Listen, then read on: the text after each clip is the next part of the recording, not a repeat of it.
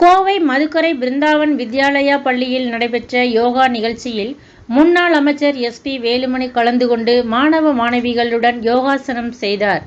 சர்வதேச யோகா தினத்தை முன்னிட்டு கோவை மதுக்கரை பகுதியில் உள்ள தனியார் பள்ளியில் 200க்கும் மேற்பட்ட மாணவ மாணவிகள் இணைந்து யோகா பயிற்சி மேற்கொண்டனர்.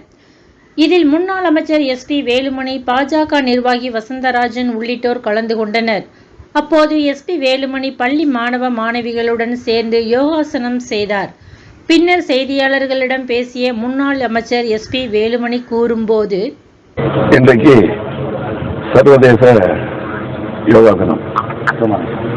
190 நாடுகளில் இன்றைக்கு சர்வதேச யோகா தினம் இன்றைக்கு கடைபிடிக்கப்படுகிறது.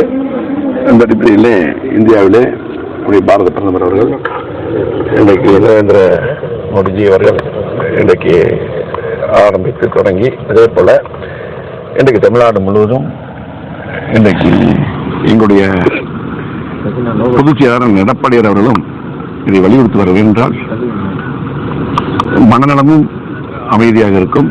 அதே போல பல்வேறு நோய் தொற்றிலிருந்து விடுபடலாம்.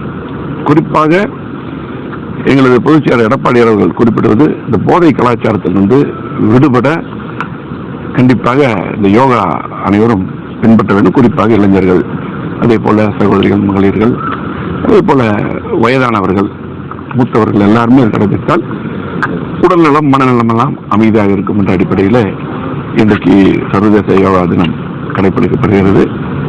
இன்றைக்கு நம்முடைய பிருந்தாவன் பள்ளியிலே நம்முடைய வசந்தராஜாவுடைய அழைப்பின் பேரில் நான் வந்து கலந்து கொண்டேன்.